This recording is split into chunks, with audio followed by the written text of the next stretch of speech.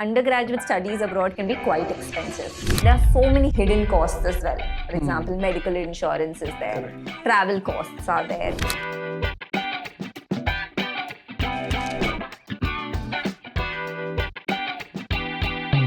Whenever we are planning for a foreign education, I think economics comes into play. 4 years of tuition fees and living expenses, that's quite high. If you do your undergrad here in India and then Yeah. you masters outside, it's slightly economical. Yeah. Sending a piece of your heart outside. So how do you plan well to ensure that he or she thrives outside? Even in India, we see when the kids are unwell, we all go through that trauma and pain. The day I landed in Singapore, I lost my bag at the airport, which had my passport, all my admission documents, and I literally went into a state of panic. So what is very important, I think, is number one, always taking life insurance. Whatever happens, that dream of my child should live HSBC. forever. I think that's where we see our success. No, I think that's a very important point of liquidity that you touched.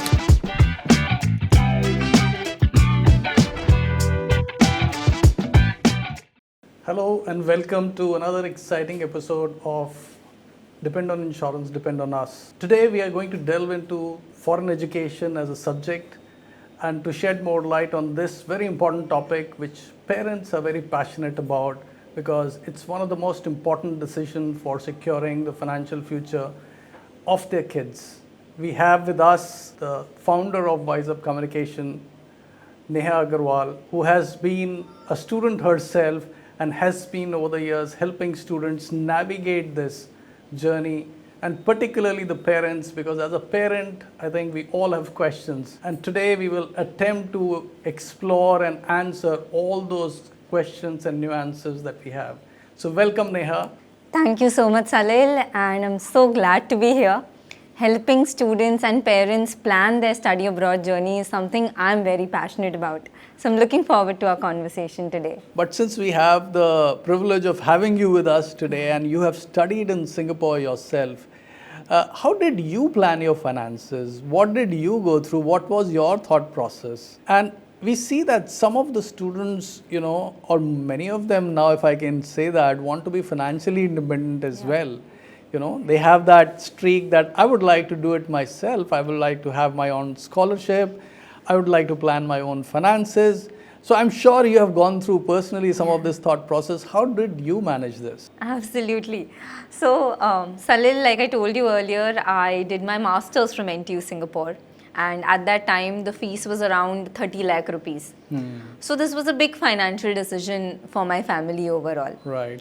But in Singapore, there is this very interesting scheme called as the service obligation scheme, which is basically a bond that you sign with the Ministry of Education in Singapore, which says that the government will reduce your tuition fees by nearly 50%, provided you work in Singapore for 3 years after you graduate. Oh, I see. Yeah. So because of that scheme, I was quite interested in taking it up, but my father was a little hesitant initially. He said, let me manage the fees.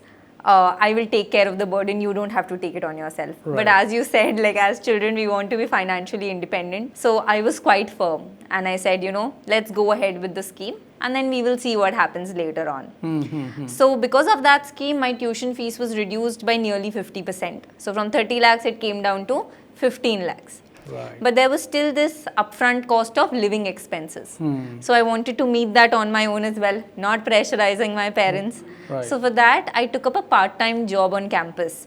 So I worked as a communication coach, where I was helping other students, mostly international students, who were not very confident with their English in their assignments, presentations, research papers. And I was working for around 10 to 12 hours every week.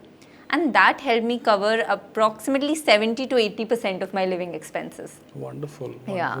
And I still remember that while I was in Singapore, I used to literally track each dollar on an Excel sheet, how much I was spending. Right. So many of my friends, they used to take weekend trips to different nearby countries. They used to buy expensive gadgets. Right. But I used to always hold myself back.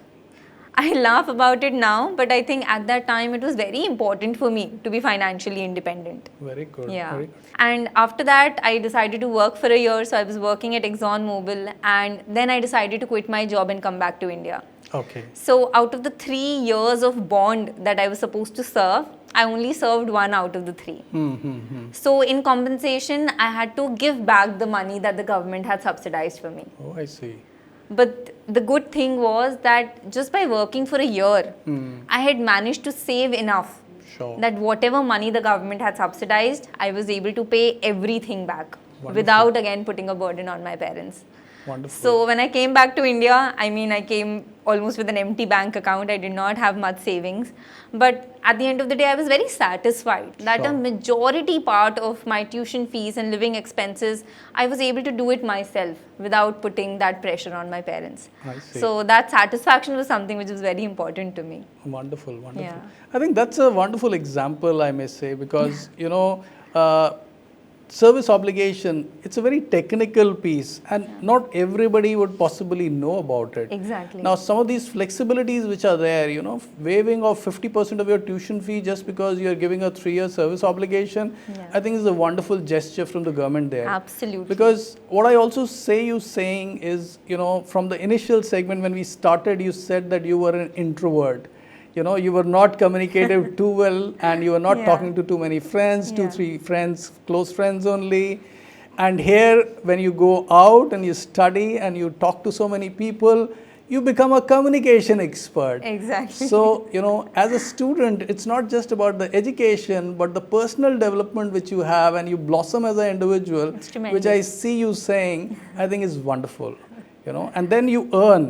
So Yeah. apart from the experience you gained at ExxonMobil, I think you also learned, but you saved.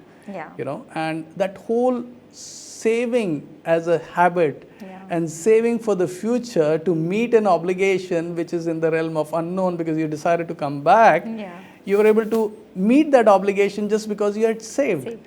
And I Exactly. think that learning is very important. And I think that's something which is, truly emerging as a great learning for parents to really think about that, when you send your child abroad, it's not just about education, but some of these experiences that you have and when you blossom as a kid, And I makes think them that's really important. financially independent. Yes. Like you will see when kids come back to India, they are literally on their own feet. Yeah. They are financially independent. They have that global exposure. Right. And you see the difference that foreign education makes. Not, as you said, not just in academics, not just in knowledge, but in building their overall personality. In this segment, I'm sure parents will find it very useful because my next question, is going to be around the emotional piece. Yeah. So whenever you're taking that tough decision of sending your piece of heart outside, one of the things you always worry about is how will she live without us or he live without us and how will we live without him or her. So I think those emotional stress is something that I'm sure every parent goes through.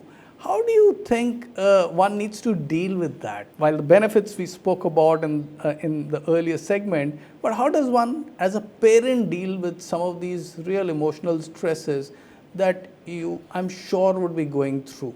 I think what you're saying is absolutely right.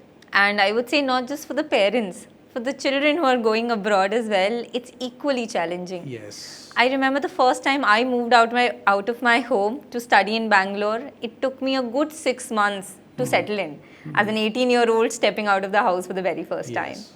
And it took me exactly the same amount of time to settle abroad once more because you are literally thrown at the deep end of the sea. Yeah. You don't see a lot of Indian faces around. You don't know anyone. They all speak different languages. Yeah. So it's a completely different experience abroad as well. But while the child is settling and going through this phase, I think it's very difficult for the parents as well. As you said, they are sending a piece of their heart outside. Yes. So I think one thing that they should do while choosing a country is check the safety aspect. I think for me, at least my parents were quite at peace thinking that my girl is studying in Singapore because Right. it's one of the safest countries that you can send your child to. Sure. But other than that, the emotional toll is very real. I remember when I left my house, my mom was speaking to a relative and saying that, it's not the big events that I miss. It's the small things like waking her up in the morning or packing her lunch box. Yeah. So these kind of things parents really miss. Absolutely. But what we can do as kids, now that we are in this technological world as well, do a video call at least with them, 10 to 15 minutes only. Yes. But that time can really brighten up their entire day. Absolutely. Yeah. And one more thing that parents should do is find something else to do for themselves. I am a mother now to a 6-month-old daughter. Oh. So I know how much a child can consume you. Yes. Like your entire time is completely goes around that child. Sure. And when suddenly they are taken out of the equation, you feel that you have so much empty time in your hand, and what are you going to do about it? Absolutely. So it's very important for parents to find new hobbies to engage themselves. Okay. For example, when we stepped out, my brother and I, we stepped out of our home. My mother joined yoga classes. She started spending more time with her friends, always learning something new on the internet. And in fact, nowadays that I don't live in the same city as her, I call her and she's like, I'm busy beta right now, I can't speak, I'm doing this. Right. And sometimes I get irritated that, Ma, you don't have time for me as well. Right. But it gives me a lot of satisfaction that now she has found things that really interest her, that is her passion area. I Sure. mean, so many years she has given to us, and now she's finally doing things she is interested in. So while the emotional toll is real, I think parents also feel that satisfaction, and they are proud that their children are studying abroad and they are doing well for themselves. I think that's a wonderful personal example, and thanks for sharing that, because this is what resonates with all of us, and it's resonating with me also, because when we as a parent are sending our piece of heart outside, we realize it only once it's done. Yeah. Even when the kids go out for a couple of days outside, you start missing them, and here is you have sent somebody for 3 years or 4 years outside, or 2 years outside, depending on what course you have chosen. And country becomes important. And Singapore, interestingly, has Little India. So at least you have that comfort, there is a Little India, will take care of my child. But when I also look at some of the other places, it's also the weather. It's not just about safety and security in terms of, the environment. But what's also important to parents, it's what's the weather going to be like, because weather can be tough in some of the countries, and tough for continuous period of 6 to 8 months, and it can have a depressing effect on the child. How do you deal with some of those mental situations, depressing situations? Because I'm sure those are phases which come and they pass also, but when those phases come, I think parents are worried, child is also a little unsettled. So how did you deal with that, if at all that happened, or how do you think a student and parent should deal with that, if at all that was to happen? I think that's such an important question, and something a lot of students go through as well. Some share with their parents, some don't, and they struggle alone because they don't want to trouble their parents who are sitting so far away. Absolutely. So mental health issues is something that is very real, and many students go through it. I mean, I've had so many students who've spoken to me, reached out to me, and also shared this challenge. Personally, I also went through something like that while I was at NTU. So as I told you, the first 6 months were very challenging. I used to spend my entire time in the lab, in the research that I was doing, not speaking to anyone, the introvert girl that I was. And that really got to me. From morning to evening, I have not even opened my mouth to speak to anyone. Right. And I did go to a counselor on campus, and I think this is something very important and can also be covered under insurance. Right. Mental health is an issue that needs to be dealt with. Yes. And if that is covered, then children will be more free to go to a professional to seek help for these kind of issues. True. But what worked in my favor was this Chinese girl. She approached me and she said, what happened? Like, why do you look depressed? And I told her, I don't have anyone on campus whom I know, whom I can speak to. And she said, you know what? I'm going to have lunch with you every day. And that really changed everything. That support from this unknown person. And we started sitting together, having lunch, talking about the differences, the similarities in our own country. Yeah. And that was something that helped me break my shell. Sure. I was like, I'm not this introvert girl anymore. I'm going to surround myself with people. I'm going to talk to people. I'm going to surround myself with friends whom I can lean on. And that really helped me overcome that challenge. So, what I will tell other students as well is that don't be alone.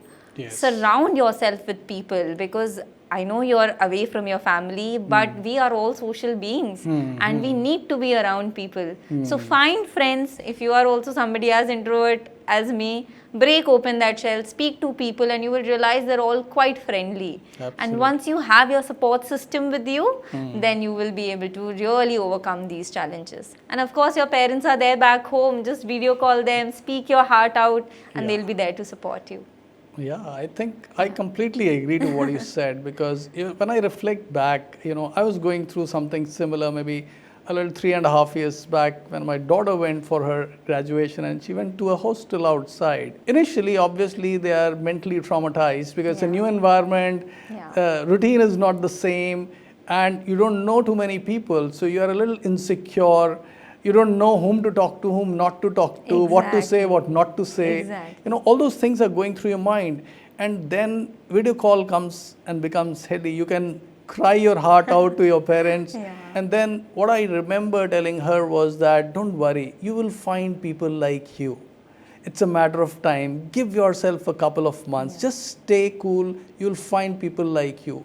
You get what you are, not what you want. And I think that's what happened. What we realized after 3 to 4 months, she got some great friends, circle of friends, not from her batch, not from her course, but outside her course. And then she connected so well that every year now they've been going for a holiday together. It becomes your second home. You will not want to come back after that. Now they have graduated, but they are planning a reunion. They're already traveling out together. So I think you discover that circle of friends. You do. You don't have to really worry. Just a matter of time. Absolutely, absolutely. Just a matter of time. Now, coming back, I'm conscious of the time as well, and we have limited time from you today. So far, I think it has been a very interesting conversation, Neha, I must say, and tremendous learning for me personally, and I'm sure for our viewers as well. What I had done also is that I had put some of those what ifs questions with me here. I had penned them down so that I don't forget to ask those. So I'll refer to them briefly. And I'll maybe throw some scenarios now. What if I have a 12-year-old, and we are aiming for an undergrad abroad? What are some of the 3 steps, or 3 important steps you feel that one should consider, which are important? Right. Firstly, I think as parents of 12 years old, I think it's a great time to start, because you have good 5 to 6 years left before your child actually goes abroad. So you can start preparing early. So first thing you need to do is focus on academics, because when you want your child to study in a top global university, academics play a key role. So having good grades is important, and that cannot be discounted. Second thing is overall profile. So when it comes to abroad admissions, just having grades is not enough. You need to have a holistic profile. So you should indulge your child in things that they are actually quite interested in. That could be extracurriculars, volunteering, participating in debates or MUNs, probably. They could also go for assistantships, internships, research papers, publishing, and all of these things add on to your profile. And thirdly, planning a savings fund. Because when you're planning to send your child abroad, saving is important. It's a significant financial commitment, as we discussed earlier. So save something monthly, probably put that into an SIP, right? And have your money in diversified asset classes. All these things later on in 6 to 8 years can compound into a good savings fund, and you will be also at peace of mind that I'm prepared when that time comes. Very good. I think these are very important, and if I'm just testing my understanding. So one you said is academics. That's a non-negotiable. You need to have good grades. But along with good grades, we always as parents worry about grades. Extracurricular is important, because when you have to blossom outside, if you live your passion there, how do you help a child discover the passions beyond grades also, because that becomes important. And to progress well on both of these, I think what is also important is having a savings fund Right. and planning that well. So I Right. think that's wonderful. Maybe I'll throw another what if scenario. And that's very real. It might so happen that child has planned to study in, let's say, Germany, and midway he or she decides that this is not the country I would like to continue. I would like to go to US. And the nuances could be very different. What changes in the planning if this was to happen? Correct. So these kind of situations actually happen more often than we know them. So when you're preparing for your child's education abroad, it's important to consider costs across countries. Sure. Because Germany is a low cost destination. But if your child decides to study in US, the fees, visas, living expenses all compound when Sure. you are in the US. So you need to have that flexibility in your funds that you are able to make that transition smoother for your child. Right. So during the application stage only, or while you're preparing your child, don't just be fixated on one country and one cost. Please consider all the different countries and the cost that is required and prepare yourself financially for that. Sure. And of course, in such a transition, student can definitely take up more part-time roles, assistantships to support that additional cost that is required in the new country as well. Right. Yeah. No, that's very important, I think, because these are realities and this Yeah. might happen. Yeah. And it may not happen also, but it's always good to plan for it. Yeah. And if we can learn from somebody's experience and plan for it, I think that's always good. Great. The next one is a little tricky one, I would say, because what if I've sent my piece of heart outside as a parent and I lose my income? Because this is something that I had never thought of. This what if that I lose my job? I Right. don't have income or something happens to my business. How do I support that education? And how can insurance or planning help protect the continuity at least? Because you would not like to compromise on that dream of foreign education. Absolutely. So one thing I think parents can do is when they're investing, have their savings in diversified asset classes. Right. For example, if somebody has all their investment in real estate and they suddenly lose their job, then getting that money out can be very challenging. Sure. So that is why diversified asset classes is very important. Having that liquidity is very important so that you can draw that money when you are in a situation like this. Sure. And secondly, of course, is taking an insurance on top of your education loan. Right. So that in such a case, the liability does not fall on the family. Right. So these two things can be done in such a situation. Very And good. please share if there's anything else also that can support the family. No, I think that's a very important point of liquidity that you touched, because these what if scenarios are expenses which you had not planned for. And you have to then delve into your savings, Right. because if the income stream is gone, Yeah. and you have still the obligation of paying the tuition fee, paying the the cost of stay and everything else, and you can't compromise on that. Right. And therefore, when you're choosing the plan, what becomes important is this whole element of flexibility to withdraw when the need arises. Correct. So if the worst was to happen, eventuality was to happen, if the individual himself is not there, then you at least have a corpus coming, which is a lump sum claim amount to at least continue the same. However, if there is only a loss of income, which is a temporary loss, which could be maybe for 4 to 6 months before you find another job or your business picks up again, you need withdrawals at that point of time. One Right. option you have is break your FDs, sell your mutual funds, Yeah.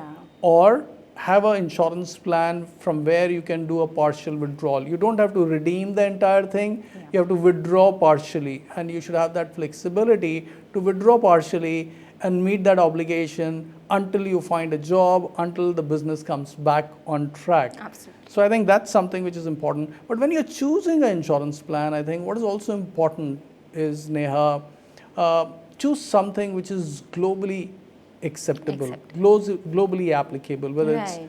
medical insurance or life insurance. So what are your thoughts on that, basically? Yes. So definitely, as you said, because we are considering abroad education here, whatever insurance that we take should have a global coverage.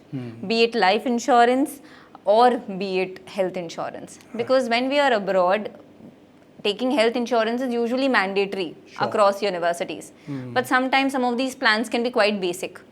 So what is important is to delve into this, see what actual coverage is in these health insurance, and if required, add on to that. Yes. In terms of emergency hospitalization, as we discussed earlier, mental health coverage. So these things become important. So making sure that that global health coverage is there is essential. I think that's very important, particularly in the spirit of this whole program. Depend on insurance, depend on us. Yeah. When somebody is trusting you and depending on you, I think it's very important to encourage people to read the fine print. Right. It's very important for people to read the details and know the details, what is covered, what is not covered. That they should know upfront, so that you're making a judicious decision, you're taking the right decision, and you don't go through that pain whenever, God forbid, something unforeseen happens. Right. So I think that's a very important one. But I think it was wonderful having you with us and sharing with us some of these nuances for higher education, particularly foreign education, how somebody can really plan it well and plan not just academics but also the extracurricular. Plan for your savings so that you have a secure financial future for your kid, and you're able to deal with all these what if scenarios. Now let's get into a segment which is, I would say, very interesting. We'll move into something, depend on insurance, depend on us. Is a very, very important aspect for us. It's very close to our heart. And what is a better opportunity than this to have, our signatures on this and a commitment on this and place it here, so that it kind of helps us remember the conversation that we had today. Absolutely. Yeah, would you like to do that? Absolutely. Wonderful. So Neha, what we'll do is, I would like you to sign this depend on insurance. Sure. Yeah, while I sign depend on us. Yeah. Definitely. Please go ahead. You please go ahead. All the best. Wonderful. Thank you so much, Neha. Thank you. I think while you say depend on insurance, what I'm going to write is depend on us, and I would like to, sign and commit to this. Always a dependable partner. Perfect. Yeah. But thank you so much. Thanks for your time. Any parting thoughts that you would like to share with us, Neha? I think this was a great conversation, Salil, and I hope parents and students are now more prepared to navigate this journey of studying abroad, whether it is in terms of profile building or working towards their finances. So thank you so much for having me here. It was an absolute pleasure talking to you. Canara HSBC Life Insurance. Promises ka partner.